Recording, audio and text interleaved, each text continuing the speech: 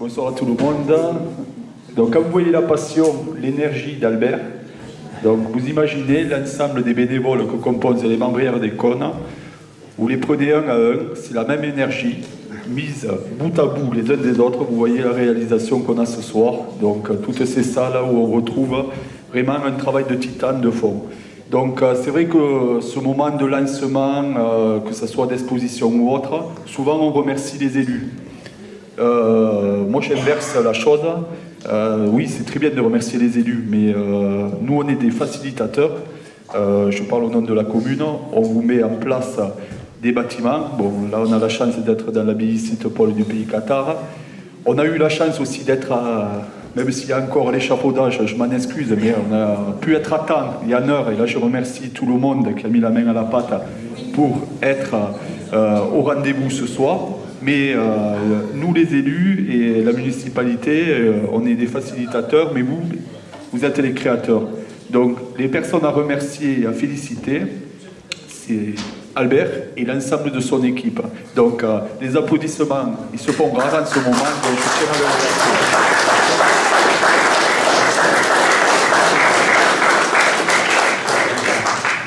Donc sur le contenu, donc bien évidemment, ce soir c'est le lancement. Vous avez de longs mois pour la découvrir, la redécouvrir, l'aimer, l'adorer, poser des questions.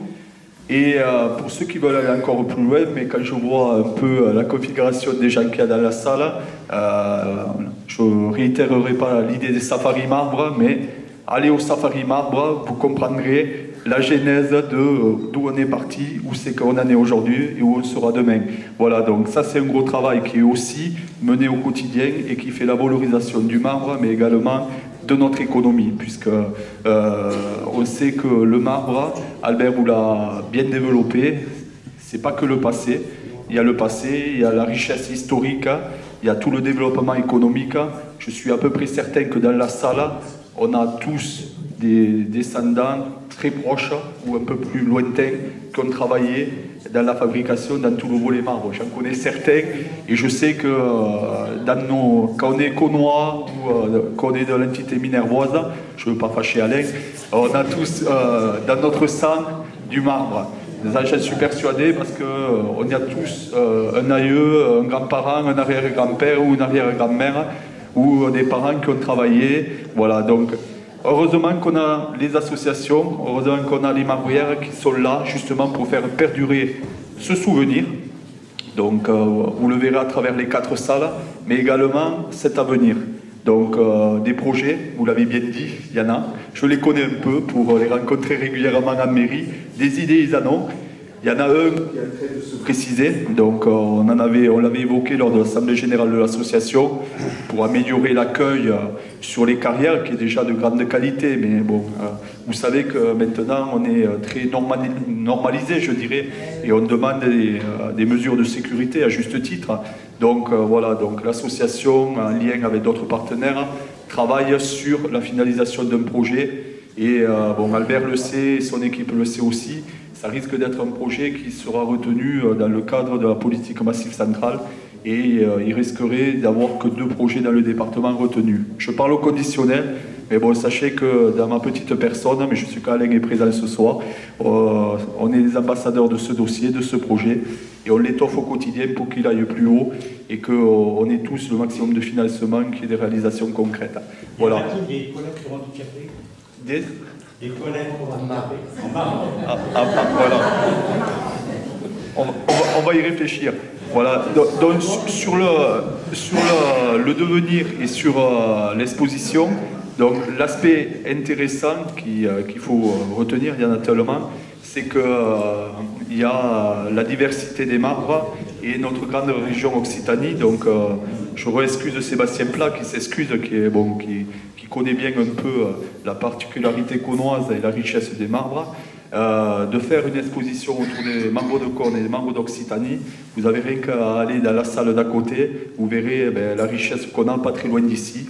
Ici, bien évidemment, on est bien chauvin, mais allons à côté, il y a énormément de belles choses. Et là, on a tous, à notre niveau, à être les ambassadeurs de ce qu'est le marbre. Donc, que ce soit dans les constructions, que ce soit dans les futures réalisations, que ce soit dans les futurs bâtisseurs, le marbre a toute sa place dans nos maisons et il n'y a rien qu'à voir dans la dernière salle, tout le mobilier qu'on retrouve dans nos maisons à Cône ou ailleurs. Le marbre, à un moment donné, il est imprégné et il était vraiment la raison de vivre et la raison urbanistique. Vous allez bien? Ça va. De nos villages. Sur l'impact touristique,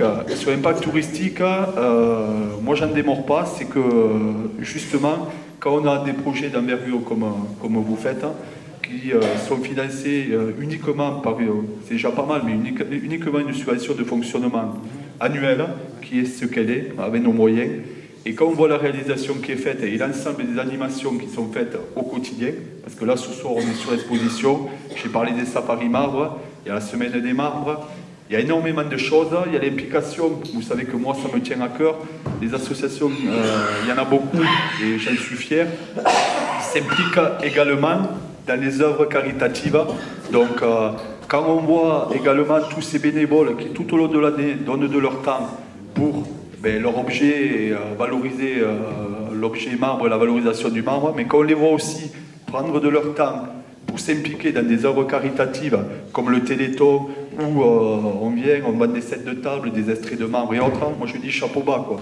Parce que sincèrement, vous n'êtes pas obligés, mais vous êtes des bénévoles, et comme les bénévoles, souvent on a des grands cœurs, mais vous l'avez énormément, et donc ça, à titre personnel, je vous en remercie. Parce que par les temps qui courent, on passe souvent à soi-même et on pense jamais aux autres. Et pour des associations, qu'elles soient culturelles, sportives et autres, se fédérer pour une bonne cause, quelle qu'elle soit, moi je tenais à vous en remercier personnellement. Parce que pour cette année, c'est une première étape et je pense que l'année prochaine, on fera mieux. Voilà, donc vous remerciez encore toutes et tous pour tout ce que vous faites au quotidien.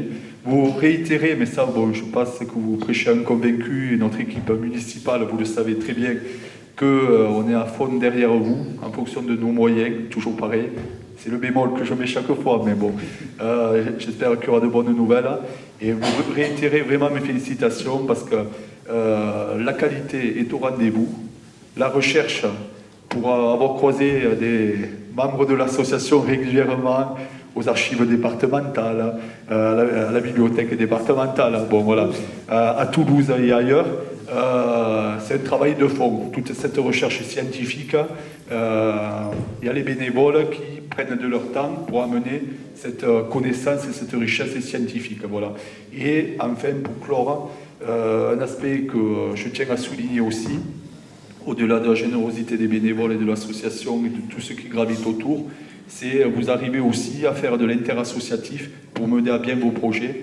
Voilà, donc ça c'est aussi, par les temps qui courent, chacun est un peu parfois égoïste, donc quand il y a du collectif et un peu d'interassociatif, vous savez que ça me tient à cœur, donc je vous en félicite. Donc encore bonne soirée et félicitations Albert à toi et à l'ensemble de ton équipe. Merci.